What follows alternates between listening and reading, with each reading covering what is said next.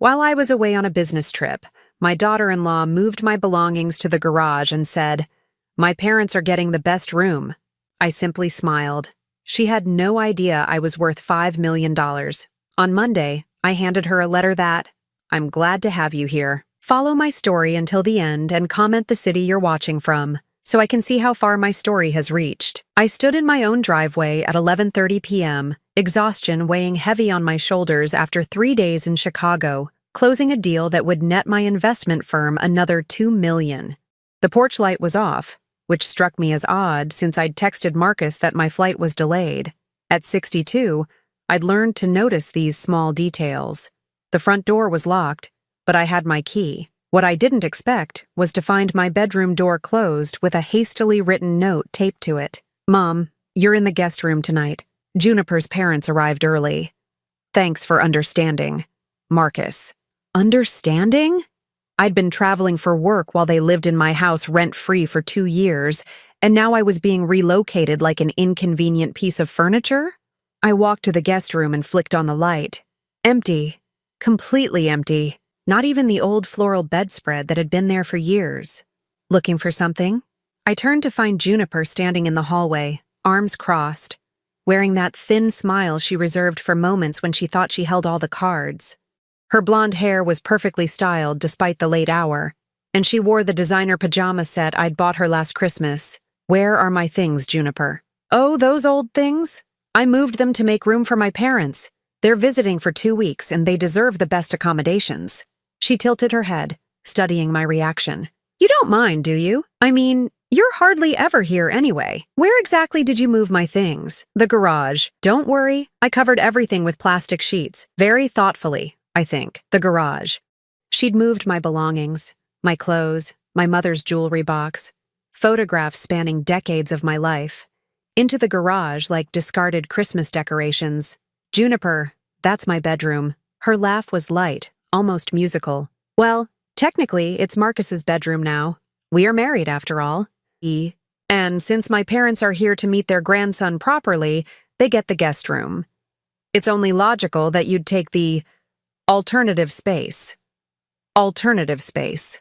She meant the converted office above the garage, the room with no proper heating that Marcus had used for storage. "My parents are very particular about their comfort," she continued, examining her manicured nails. "Daddy has a bad back, and Mommy is sensitive to noise. They simply must have the quietest, most comfortable room in the house." I felt something cold settle in my chest. This wasn't just about sleeping arrangements. This was about establishing hierarchy, about putting me in my place, in my own home. "Where's Marcus?" "Sleeping. He had a long day at work. I told him I'd handle everything with you." Her smile widened. "He trusts me to manage household affairs." Household affairs.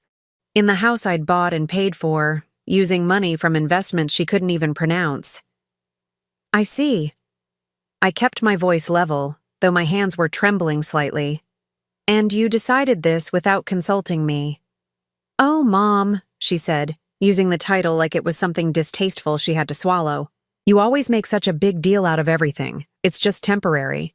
Besides, you're always telling us how independent you are, how you don't need anyone fussing over you. I thought you'd appreciate the solitude." The way she said it made it clear that solitude was just another word for exile. I walked past her toward the kitchen, needing a glass of water and a moment to think. The sink was full of dishes, expensive plates I'd bought for special occasions, now crusted with the remnants of what looked like a welcome dinner I hadn't been invited to. "Oh, and Mom?" Juniper appeared in the doorway behind me. "Could you maybe keep the noise down in the mornings? My parents are light sleepers, and I'd hate for them to be disturbed. The garage apartment is right above where Daddy parks his Mercedes." Her parents' Mercedes was parked in my driveway, in the spot where I usually parked. Another small indignity, another signal that I was no longer welcome in the space I'd created. "Of course," I said quietly. "Wouldn't want to disturb anyone." "I knew you'd understand. You're so reasonable about these things. Not like some mothers-in-law who make everything about themselves." As I climbed the narrow stairs to the garage apartment, carrying the single suitcase I'd taken to Chicago, I tried to remember when this had started. When had Juniper's subtle jabs become outright hostility?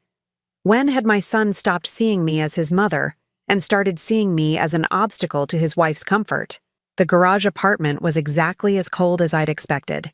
My belongings were indeed covered in plastic, stacked against one wall like items at a yard sale.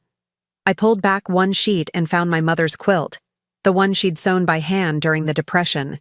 It smelled like motor oil and fertilizer. I sat on the narrow cot Marcus had dragged up here, still in my business clothes, and tried to process what had just happened. In the space of 20 minutes, I'd been demoted from homeowner to unwanted houseguest. My phone buzzed. A text from my business partner, confirming that the Chicago deal had closed successfully. $5 million in commission, enough to buy a small hotel, and I was sitting in a garage because my daughter-in-law thought I didn't deserve basic respect. The irony wasn't lost on me. But neither was the lesson. I'd spent 2 years trying to be the mother-in-law I'd never had. Generous, non-interfering, supportive. I'd watched Juniper redecorate my home, install her friends as regular guests, and gradually push me to the margins of my own life. I'd told myself it was temporary, that Marcus was happy, that keeping the peace was worth the small sacrifices. But this wasn't small. This was a declaration of war, carefully orchestrated while I was away, earning the money that paid for the roof over all our heads. As I lay down on that uncomfortable cot, listening to the sound of laughter drifting from my own living room, I made a decision. If Juniper wanted to play games about who belonged where, I was more than ready to clarify exactly who owned what. The next morning would bring revelations that would change everything. I woke up at 6 a.m. to the sound of car doors slamming below me. Through the small garage apartment window, I watched Marcus leave for work without so much as a glance toward where his mother had spent the night. He'd always been conflict avoidant, but this felt like outright abandonment. By the time I made it downstairs, showered and dressed in yesterday's clothes since my entire wardrobe was buried under plastic in the garage, Juniper was already performing her morning routine. She flitted around my kitchen in a silk robe, humming as she prepared what looked like a gourmet breakfast. "Oh good, you're up," she said without looking at me. "Could you be a dear and take this tray up to my parents? They prefer breakfast in bed when they travel." She gestured toward an elaborate spread on my good china. Fresh fruit arranged like artwork, scrambled eggs with herbs from the garden I'd planted, coffee in the bone china cups that had been my grandmother's. The tray was heavy enough to require both hands. "The stairs are steep," I said. "Maybe Marcus could—" "Marcus left early for an important meeting. Besides, I'm sure you don't mind helping out family." Her smile was sharp enough to cut glass. "After all, hospitality is so important, don't you think?" I carried the tray upstairs, my back protesting with each step. The guest room door was closed, and I had to knock softly with my elbow. "Come in," called a gravelly voice. Juniper's father, Raymond, was propped up against my pillows in my former bedroom, reading a newspaper. He was a large man with silver hair, and the kind of deep tan that spoke of golf courses and yacht clubs. His wife, Patricia, was adjusting her makeup at my vanity table, using the mirror I'd looked into every morning for 15 years. "About time," Raymond said without looking up from his paper. "We usually eat at 7 sharp." I set the tray on the bedside table, being careful not to disturb the water glass or pill bottles that had claimed permanent residence there. "Thank you." Patricia waved her hand vaguely in my direction, clearly having forgotten my name. "You can pick up the tray later. We don't like clutter." Neither of them looked at me directly. I was help. Invisible help. Downstairs, Juniper was texting on her phone, feet propped up on my coffee table. She'd made herself tea in my favorite mug, the one Marcus had given me for Mother's Day 10 years ago. "All settled?" she asked, still not looking up. "Good. Oh, I should mention, we're having people over tonight. Some of Marcus's colleagues and their wives. I thought it would be nice to show off the house." Show off my house to Marcus's colleagues, none of whom knew that I existed, let alone that I owned everything they'd be admiring. "How many people?" I asked. "Oh, just 12 or so. Nothing fancy. I've already ordered catering." She finally looked up, her expression innocent. "You don't mind helping serve, do you? It would mean so much to Marcus to have everything perfect for his career. Helping serve? In my own home, at a party I wasn't invited to attend as a guest." "Of course," I said. I'll do whatever needs to be done. Wonderful. You're such a team player, Mom. That afternoon, I watched from the garage apartment window as catering trucks arrived, as my garden was decorated with lights I'd never seen before, as Juniper directed workers to rearrange my furniture to better accommodate her vision.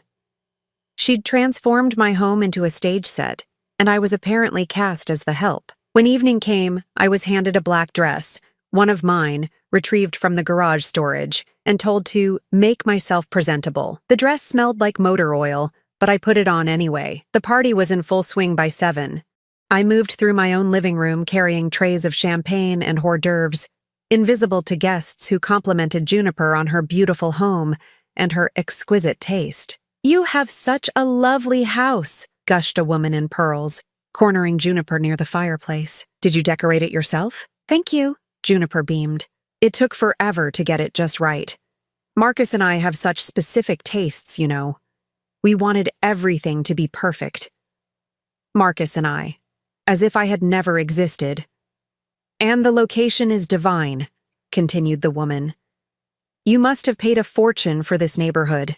"Well, we were very lucky," Juniper said, accepting a fresh glass of wine from my tray without acknowledgement. "Sometimes the best opportunities just fall into your lap. Fall into your lap, like marrying a man whose mother owned prime real estate." I continued serving, continued being invisible, and continued listening. Juniper had crafted an entire narrative about their success, their home, their life. In her story, I simply didn't exist. During a lull, I found myself in the kitchen loading the dishwasher with glasses that cost more than most people's monthly rent. Patricia appeared in the doorway, surveying the scene with the expression of someone inspecting a hotel room. "The service has been adequate," she announced, "though the help is a bit old. Juniper, dear, you might consider finding someone younger next time, more energetic." The help. I was the help. "Oh, that's just Marcus's mother," Juniper called from the living room, her voice carrying easily. "She likes to feel useful. It gives her purpose, you know." Purpose. My purpose was to serve in my own home while my daughter-in-law took credit for everything I'd built. By the time the last guest left at nearly midnight, I was exhausted. My feet ached, my back was stiff, and I smelled like the industrial-strength dishwashing soap I'd been using all evening. "That went wonderfully," Juniper announced, kicking off her heels in my foyer. Everyone was so impressed. "Marcus made some excellent connections tonight." She stretched like a satisfied cat, then turned to me with that same bright smile. "Be a dear and finish cleaning up, would you? My parents have an early flight tomorrow, and I want everything perfect for their last morning. You understand?" I understood perfectly. I understood that I'd been played, manipulated, and systematically erased from my own life. I understood that Juniper saw me as nothing more than free labor and an inconvenience to be managed. But most importantly, I understood that it was time to stop playing the role she'd assigned me. As I wiped down counters in my own kitchen at 1 a.m, surrounded by the detritus of a party celebrating a life I'd financed but wasn't allowed to live, I made my second decision in 2 days. Tomorrow, I would make some phone calls. It was time to remind everyone exactly who owned what and who had been getting charity from whom. The performance was over. The real show was about to begin. The weekend brought new depths to my humiliation. Saturday morning, I woke up on that garage cot to find a handwritten list slipped under my door.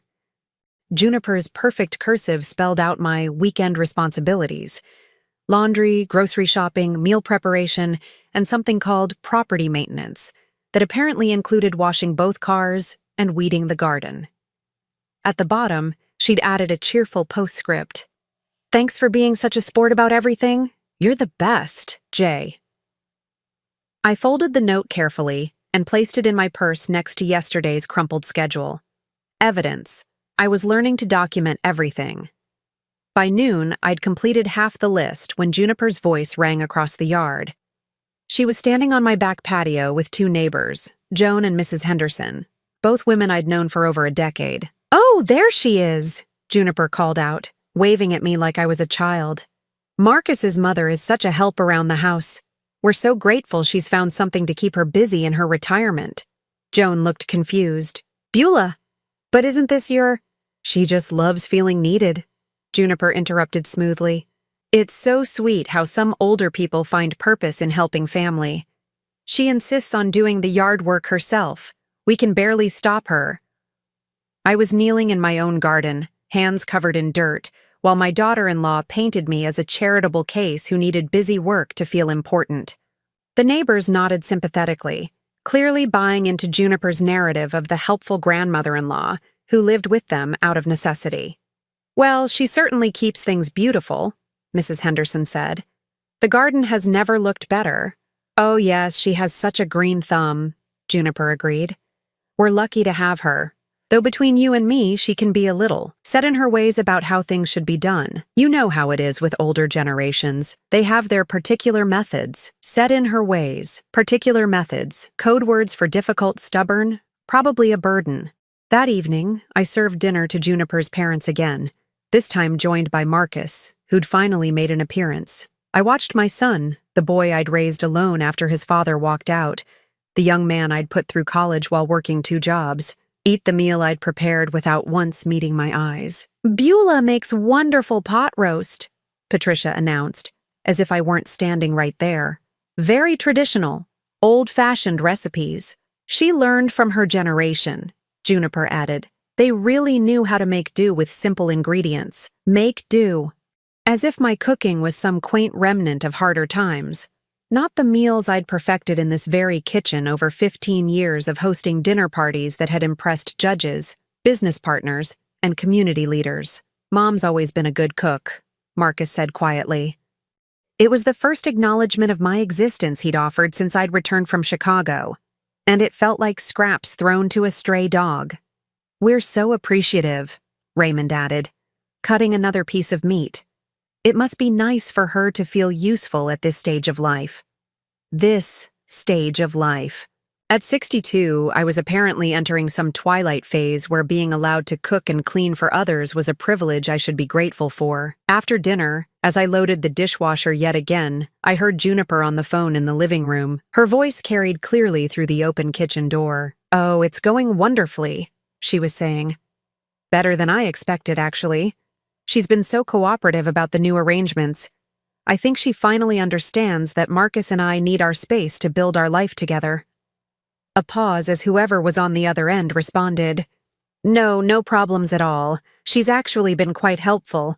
I think having clear expectations has been good for everyone. Structure, you know. Some people need that. Another pause. Marcus? Oh, he's relieved, I think. He was worried about hurting her feelings, but now he sees how much happier everyone is when we all know our roles. It's really the best solution for everyone involved. Our roles. My role, apparently, was to be grateful for the privilege of maintaining the home I owned while pretending it belonged to someone else.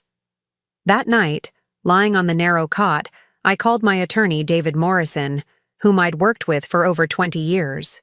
It was late, but David had always been available for his high-net-worth clients. Beulah, everything all right? It's nearly midnight. David, I need to ask you something confidential. If someone is living in my house, claiming it as their own, what are my legal options? A pause. Are we talking about squatters? Break-in situation? We're talking about family members who seem to have forgotten who holds the deed. Ah. David's voice carried the weight of someone who'd handled more than his share of family disputes among the wealthy. How long has this been going on? I told him everything. The garage apartment, the servant treatment, the public humiliation disguised as gratitude. As I spoke, I could hear him taking notes. Beulah, legally speaking, you have every right to reclaim your property immediately. The house is in your name alone, correct? Correct. I bought it outright in 2008. And your son and daughter-in-law are there as your guests? That was the original arrangement. They were supposed to save money for their own place. How long ago was that? 2 years. David was quiet for a moment. Beulah, I need to ask this directly. Do you want them gone?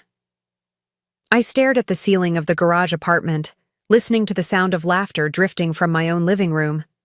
I want respect, David. I want to be treated like a human being in my own home.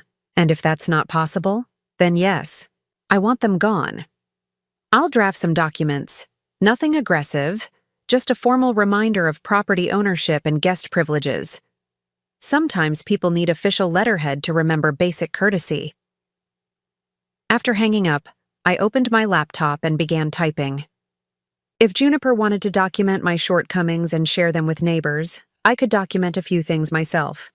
I started with photographs: the garage apartment where I was sleeping, the plastic-covered belongings stacked like storage unit contents, screenshots of my bank statements showing the mortgage payments I'd been making on this house for 15 years. Then I documented the weekend's interactions: Juniper's list of chores, photographed with my phone, voice memos recorded on my daily walks, capturing my thoughts and observations while they were fresh, a detailed log of every meal I'd prepared, every cleaning task I'd performed, every dismissive comment I'd endured. By Sunday night, I had assembled quite a collection, evidence of a systematic campaign to erase my existence while exploiting my labor and resources. Sunday dinner was the final straw. Juniper had invited Marcus's colleague Paul and his wife over, ostensibly to continue networking from Friday's party. I was, once again, designated as kitchen help. "This is such a lovely home," Paul's wife Sandra said, as I served coffee in the living room. "You're so lucky to have found something this perfect." "We really are," Juniper agreed. "The neighborhood is so established, and the house has such character. Original hardwood floors, crown molding, that gorgeous garden. It took us forever to find exactly what we wanted. Us, we, the pronouns that erased me completely. The previous owners must have taken excellent care of it," Sandra continued. Juniper laughed lightly. "Oh, there was only one previous owner, an elderly woman who'd lived here for decades. She kept everything very traditional. We've been updating things gradually, putting our own stamp on it. An elderly woman. I was the elderly woman, spoken of in past tense as if I'd died or moved to Florida. In Juniper's version of reality, I was a previous chapter that had been closed and forgotten. It must have been expensive in this market," Paul commented. "Well," Marcus spoke up for the first time, "we were very fortunate with the circumstances. Sometimes opportunities present themselves. Opportunities, that's what I was. An opportunity that had presented itself." As I cleared dessert plates, listening to Juniper hold court in my living room about her decorating choices and future renovation plans, I made my final decision. Tomorrow was Monday. Tomorrow, David's documents would be ready. Tomorrow, the opportunities would start presenting themselves to me. I spent Sunday night organizing everything into a neat folder: photographs, recordings, financial records, and a detailed timeline of events since my return from Chicago. If this was going to be a legal matter, I would be prepared. But more importantly, I was mentally prepared. The hurt was crystallizing into something sharper, more useful. Anger, yes, but also clarity. I'd spent 62 years being reasonable, accommodating, putting other people's comfort before my own dignity. I'd raised a son to believe that kindness meant accepting whatever treatment others deemed appropriate. It was time for different lessons. It was time to teach my family what consequences looked like when you mistake generosity for weakness. The documentation phase was complete. Monday would begin the education phase. Monday morning arrived gray and cold, matching my mood perfectly. I'd barely slept, listening to the sounds of my own house settling above me like a constant reminder of where I wasn't welcome. By 7 a.m., I was dressed and sitting in my car in the driveway, watching Marcus leave for work without so much as a glance toward the garage. David's office was downtown, occupying the top floor of a building that had housed successful attorneys for over 50 years. I'd been here many times to sign documents, review investments, update my will, never for anything like this. Beulah. David stood as his secretary showed me in. At 68, he'd been handling delicate family matters for longer than most people had been alive. His expression was carefully neutral, but I caught the concern in his eyes.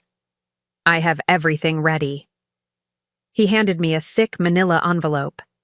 Inside were 3 documents: a formal notice of property ownership, a 30-day notice to vacate, and what David called clarification of living arrangements. The first document simply states facts, he explained: property ownership, mortgage history, legal residence. The second gives them 30 days to find alternative housing. The third offers them the option to remain as tenants with a formal lease agreement and monthly rent. I read through each page carefully. The language was precise, professional, and absolutely devastating.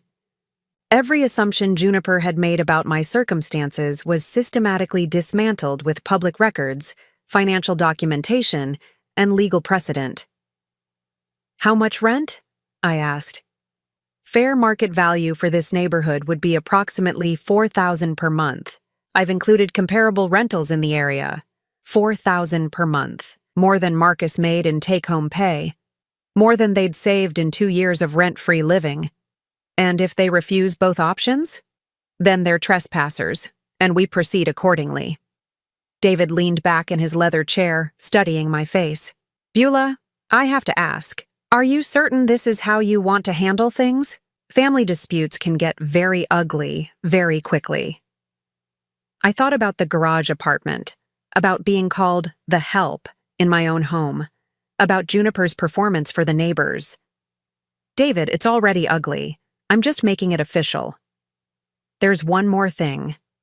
He pulled out another document. "I took the liberty of researching your daughter-in-law's background. Public records, credit history, employment verification. I thought you should know who you're dealing with." I scanned the pages, my eyebrows rising with each paragraph.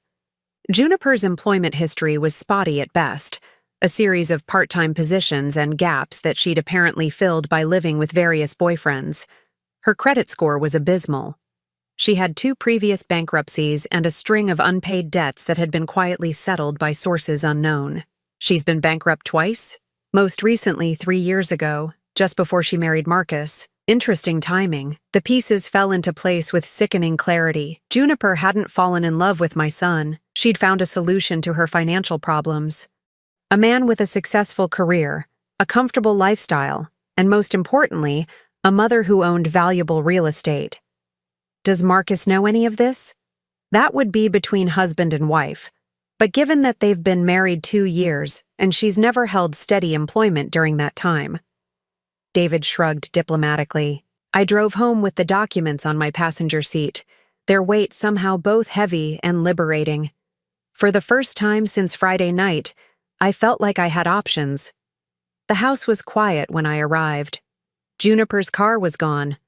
Probably at her yoga class or lunch with friends, activities she could afford because she had no rent to pay. I climbed the stairs to the garage apartment and sat on that uncomfortable cot, holding the envelope and thinking about timing.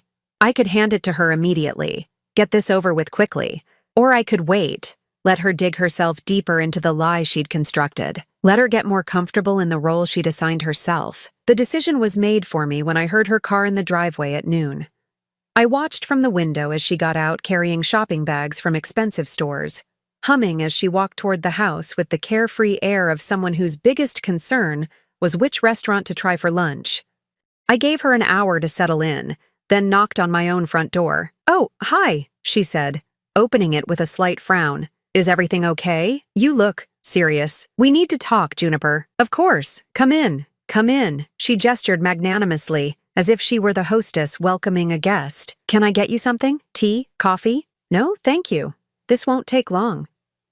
We sat in my living room, Juniper curled up in my favorite chair with the casual ownership of someone who'd never questioned her right to be there.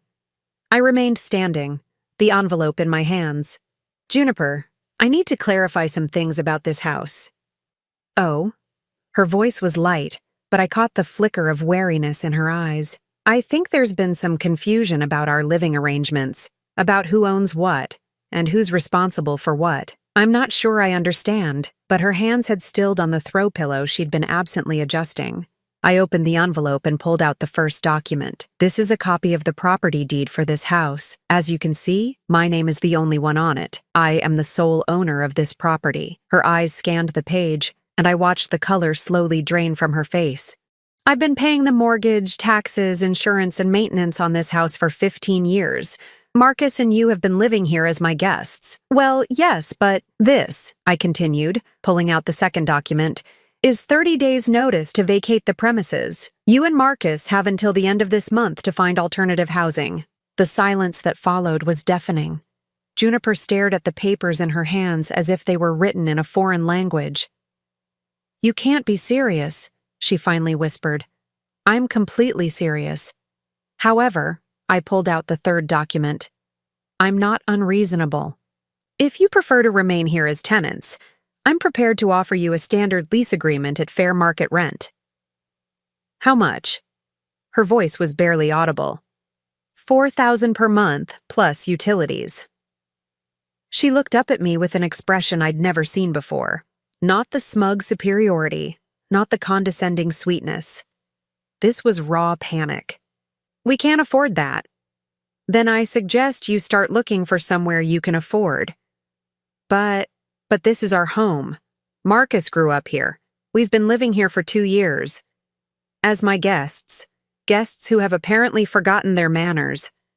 She stood up abruptly, the papers scattering to the floor. "You can't do this. Marcus won't let you do this. Marcus is 35 years old. He doesn't get to let me do anything with my own property. This is about the bedroom thing, isn't it? About my parents visiting?" Her voice was rising, taking on a shrill quality I'd never heard before. "You're throwing us out because I hurt your feelings? I'm clarifying our relationship because you seem to have forgotten that this is my house, not yours, that I am not your employee or your servant. That respect is not negotiable, regardless of family relationships. I never said you were a servant." I pulled out my phone and scrolled to the voice memo I'd recorded after Sunday's dinner party. Juniper's own voice filled the room. "Oh, that's just Marcus's mother. She likes to feel useful. It gives her purpose, you know?" Her face went white. "Would you like to hear more? I have quite a collection from this weekend. You recorded me. I documented our interactions in my own home, which, as you now know, is entirely legal since I own it." Juniper sank back into the chair, staring at the scattered papers. "Where are we supposed to go? That's not my problem. You're both adults with jobs and presumably some savings from 2 years of rent-free living." "We don't have savings." "We've been putting money into this house, into improvements, into what exactly? What improvements have you paid for?" She couldn't answer because there weren't any. Every upgrade, every repair, every improvement had come from my accounts. "I want you to understand something, Juniper. I've worked my entire adult life to own this home. I've invested wisely, saved carefully, and built a life that allows me to be generous with people I care about. But generosity should never be mistaken for weakness." I gathered up the papers and placed them neatly on the coffee table. "You have 30 days. I suggest you use them wisely." As I walked toward the door, she called after me, her voice desperate. "What am I supposed to tell Marcus?" I turned back to look at her, this woman who'd systematically tried to erase me from my own life, who now sat crumpled in my chair like a deflated balloon. "Tell him the truth, Juniper. Tell him that actions have consequences. Tell him that his mother is not as helpless as you convinced him she was." I walked out my own front door for what I hoped would be the last time as an unwelcome guest in my own home. The next few hours would bring phone calls, accusations, and probably tears. But for the first time in months, I felt like myself again. The performance was over. The real accounting was just beginning. Marcus's car screeched into the driveway at 3:47 p.m. I know the exact time because I'd been watching from the garage apartment window, waiting for the inevitable explosion. He'd left work early, probably after a hysterical phone call from Juniper. The front door slammed so hard I felt the vibration in the garage structure. Raised voices immediately followed, Marcus's deep baritone mixing with Juniper's higher-pitched protests. I couldn't make out individual words, but the tone was unmistakable. Panic, anger, desperation. 20 minutes later, Marcus appeared at the garage apartment door. His face was flushed, his tie askew, and he had the wild-eyed look of someone whose entire reality had just been turned upside down. "Mom, what the hell is going on?" I gestured to the single chair I'd borrowed from the house. "Have a seat, Marcus. We need to talk." "I'm not sitting down. Juniper said you're trying to evict us. She said you served us with some kind of legal papers." "I delivered documents clarifying our living arrangement. Yes. This is our home. No, Marcus. This is my home. You and Juniper have been living here as my guests. He started pacing in the small space, running his hands through his hair the way he'd done as a child when he was upset. But we've been here 2 years. We've been taking care of things, maintaining the property. Taking care of things? I kept my voice level. Marcus, when was the last time you paid for anything related to this house? When was the last time you contributed to the mortgage, the taxes, the utilities? He stopped pacing, his mouth opening and closing like a fish out of water. I've been supporting both of you for 2 years while you saved money for your own place, which, apparently, you never actually intended to buy. That's not. We were planning. He trailed off because we both knew it wasn't true. I pulled out my phone and opened my banking app. Would you like to see the statements, Marcus? 2 years of mortgage payments, property taxes, homeowner's insurance, utilities, repairs, every single payment from my accounts. He stared at the screen, the numbers telling a story he couldn't deny. I checked your joint account balance this morning, I continued. After 2 years of rent-free living, you and Juniper have saved exactly $1,200. Where did your money go, son? His shoulders sagged. Juniper likes nice things. She says we need to maintain a certain lifestyle for my career. Whose career? Last I checked, Juniper hasn't held a job in the entire time you've been married. She's been looking. The market is tough for someone with her background. I pulled out David's research folder. You mean her background of 2 bankruptcies and a credit score of 480? The color drained from his face. What are you talking about? You didn't know. It wasn't a question. Marcus, did you run a credit check before you married her? Did you discuss her financial history? We don't talk about money. She said it wasn't romantic. Not romantic. My brilliant son, who could analyze market trends and manage complex investment portfolios, had married a woman whose financial history looked like a cautionary tale, and he'd never asked a single question because it wasn't romantic. Sit down, Marcus. This time he complied, sinking into the chair like a deflated balloon. I handed him Juniper's credit report and employment history. Your wife has been living off men for the past 15 years. She's never held a job for more than 8 months. She's defaulted on credit cards, student loans, car payments, and rent.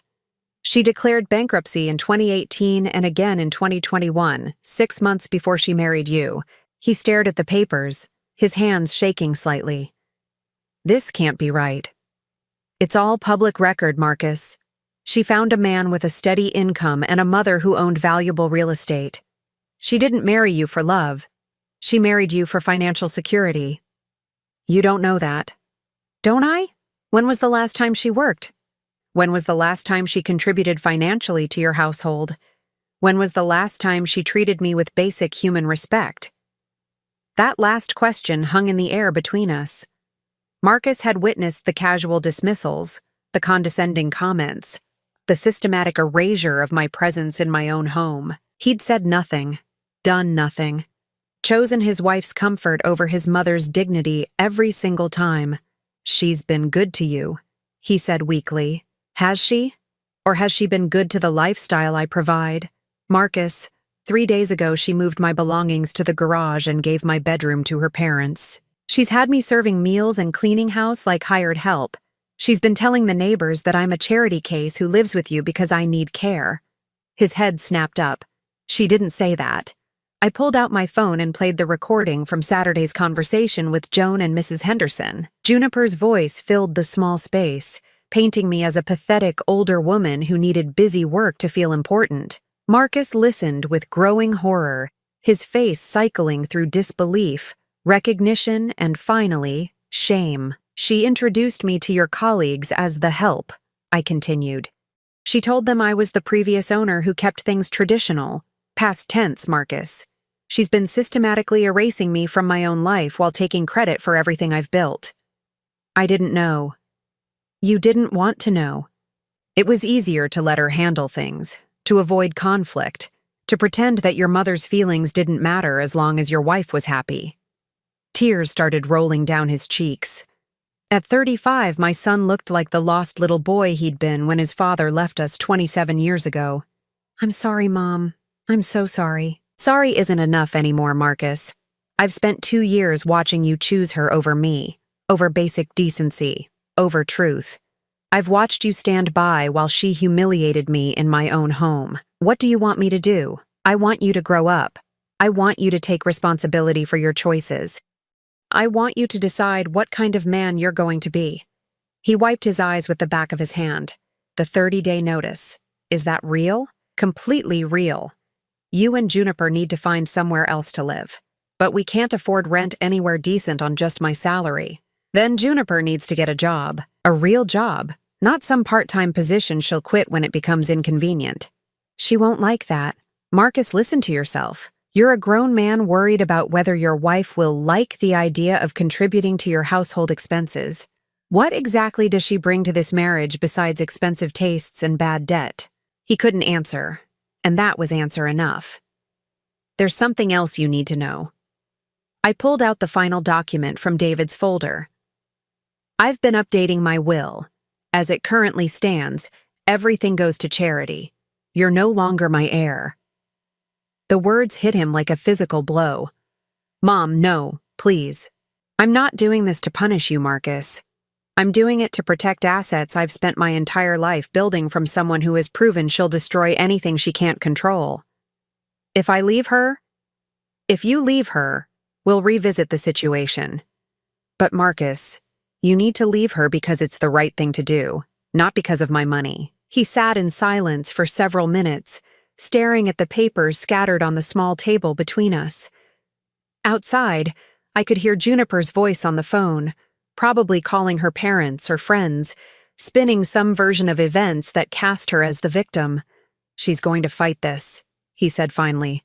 I'm counting on it, because when she does, she'll show you exactly who she really is. And if I choose her, I met his eyes. This man I'd raised alone, worked multiple jobs to support, sacrificed everything for. Then you'll have chosen someone who sees me as an obstacle to be removed rather than a person to be respected. And I'll know that I failed to teach you the difference.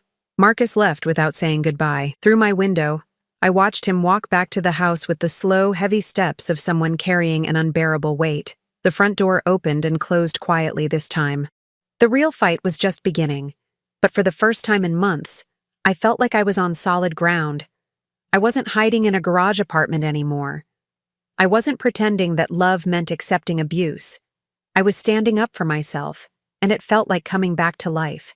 The evening would bring more tears, more accusations, more desperate attempts to make me the villain in their story. But I was done being anyone's victim. I was done being invisible in my own life. Tomorrow would bring new challenges, but tonight, I was exactly where I belonged, in control of my own destiny. 6 months later, I stood in my own kitchen making coffee at 7 a.m., wearing my bathrobe and slippers, listening to the blessed sound of absolute silence.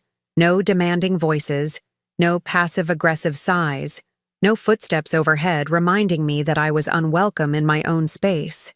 The transformation had taken exactly 28 days. Marcus and Juniper had fought the eviction, of course. Juniper had tried tears first, then threats, then a desperate attempt to turn Marcus's colleagues against me by painting herself as a victim of elder abuse. She'd called Adult Protective Services, claiming I was mentally incompetent and being manipulated by my attorney. That backfired spectacularly when the caseworker discovered that the concerned daughter-in-law had been living rent-free in my house while systematically isolating me from my own social circle. The breaking point came on day 15.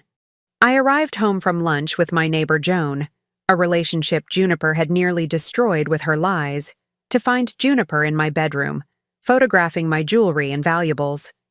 She claimed she was documenting things for insurance purposes, but we both knew she was cataloging assets she'd expected to inherit.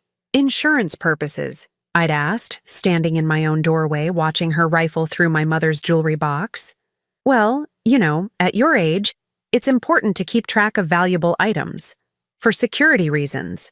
At my age, as if being 62 made me incompetent to manage my own possessions. That night I changed all the locks. Marcus had to choose, move out with his wife, or sleep on the street. To his credit, he chose correctly, but it took him another week to follow through with filing for divorce. The divorce proceedings had been swift and brutal. Faced with David's documentation of her financial history, her recorded statements, and her obvious attempts at manipulation, Juniper's attorney advised her to settle quickly. She walked away with half of Marcus's modest savings and nothing else. No alimony, no claim on property she'd never owned, no continuing support from the family she'd tried to exploit. Marcus had moved into a small apartment across town. We'd had dinner twice since then. Awkward, careful conversations where he apologized repeatedly and I slowly, cautiously, began to forgive. He was working with a therapist, trying to understand how he'd allowed himself to be so thoroughly manipulated. It would take time, but I saw glimpses of the son I'd raised, the man who'd temporarily lost himself in someone else's toxic fantasy. I kept thinking that if I just went along with whatever she wanted, everything would work out, he'd told me during our last dinner. I thought keeping peace was the same thing as keeping love. Peace built on someone else's suffering isn't peace, Marcus. It's surrender. He'd nodded, understanding finally dawning in his eyes. This morning, as I sipped my coffee in the breakfast nook I'd reclaimed, I thought about the lessons the last 6 months had taught me. At 62, I'd learned that it's never too late to refuse to be diminished. That generosity without boundaries becomes enabling. That family love doesn't require tolerating family abuse. The house felt different now. Lighter somehow, as if removing toxic energy had physically changed the atmosphere. I'd redecorated the master bedroom, replacing the cold colors Juniper had chosen with warm blues and greens that reminded me of peaceful mornings by the lake. I'd converted Marcus's old room into a proper home office, complete with a view of the garden I was slowly returning to its former glory. My phone rang, interrupting my thoughts. Joan's number appeared on the screen. "Good morning, neighbor. Are you free for lunch today?" "Absolutely. What did you have in mind?" "That new place downtown. I want to hear all about your book club meeting last night. And Margaret wants to apologize in person for believing those ridiculous stories about you being difficult." Margaret, another neighbor who'd been poisoned against me by Juniper's careful campaign of character assassination. It had taken months to rebuild those relationships, to undo the damage done by someone who'd seen my social connections as threats to her control. Tell Margaret not to worry about it. We all want to believe the best of people, even when they don't deserve it. After hanging up, I walked through my house, room by room, reclaiming spaces that had been poisoned by resentment and manipulation. The living room where I'd been forced to serve at parties while invisible. The kitchen where I'd prepared meals for people who treated me like hired help. The bedroom where I'd been exiled to make room for more important guests. All of it was mine again. All of it was clean. My phone buzzed with a text from my investment advisor. Q3 portfolio review shows 12% growth. Excellent year. Lunch next week to discuss charitable giving strategies. Charitable giving. I smiled, thinking about the irony. For 2 years, I'd been giving charity to people who claimed to love me while systematically destroying my self-worth. Now, I was ready to give to causes that actually deserved support. I'd already made my first donation, a substantial contribution to a local organization that helped women escape financially abusive relationships. The counselor I'd spoken with had told me how common my story was. Successful women whose own family members exploited their generosity while eroding their sense of worth. The hardest part, she'd said, is recognizing that love shouldn't hurt. That being family doesn't give someone the right to diminish you. I was planning more donations. A scholarship fund for non-traditional students returning to college. Support for a program that helped seniors avoid financial exploitation by family members. Ways to turn my painful experience into protection for others.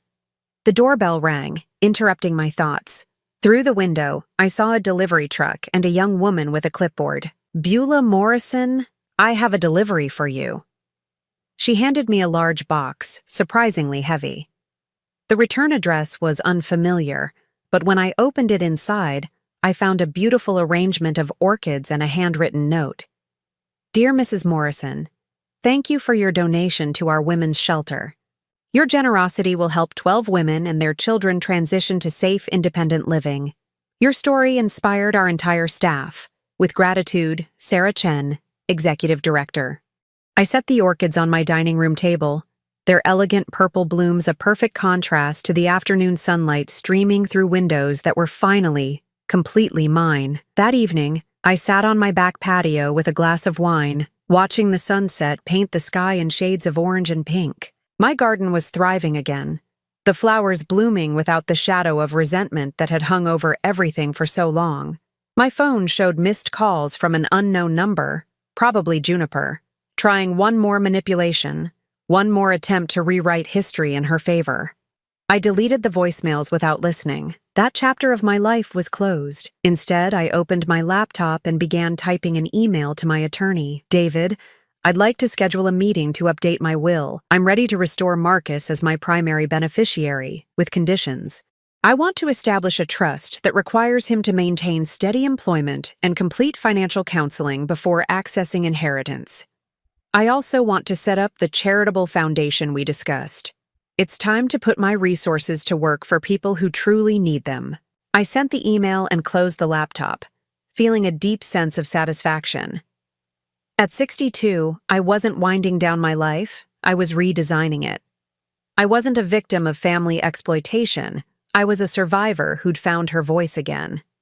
The evening air carried the scent of jasmine from my garden, a fragrance that had been overwhelmed by the smell of conflict for too long. Now it bloomed freely, just like everything else in my reclaimed life. Tomorrow I would have lunch with real friends, work in my garden, read in my favorite chair without interruption. I would make decisions based on my own values, not someone else's manipulation. I would live in my own home as myself, not as whatever diminished version others found convenient. I'd learned the most important lesson of my life at an age when many people think learning is finished, that love without respect is not love at all. That family who exploit your generosity while attacking your dignity are not acting like family, that it's never too late to choose yourself. The stars were beginning to appear in the darkening sky, each one a reminder that even in the darkness, there was light. Even after the cruelest betrayals, there was possibility. I was 62 years old, financially secure, emotionally free, and surrounded by people who valued me for who I was, not what I could provide. I was learning to garden again, to read for pleasure, to have conversations that didn't require walking on eggshells. I was learning to live without apologizing for taking up space in my own life. The phone rang one more time. This time it was Marcus. Hi, Mom. I just wanted to call and tell you something. What's that, sweetheart? I'm proud of you. For standing up for yourself, for not letting us destroy who you are. I'm proud of you, and I'm sorry it took me so long to see what was really happening. Tears pricked my eyes, but they were good tears. Healing tears. Thank you, Marcus. That means everything. I love you, Mom. The real you, not the version Juniper wanted you to be. I love you too, son. After hanging up, I sat in the peaceful darkness of my own backyard, listening to the sound of wind chimes I'd hung without asking anyone's permission. This was what freedom sounded like. This was what self-respect felt like. At 62, I was finally home. Now I'm curious about you who listened to my story. What would you do if you were in my place? Have you ever been through something similar? Comment below, and meanwhile, I'm leaving on the final screen 2 other stories that are channel favorites, and they will definitely surprise you. Thank you for watching until here.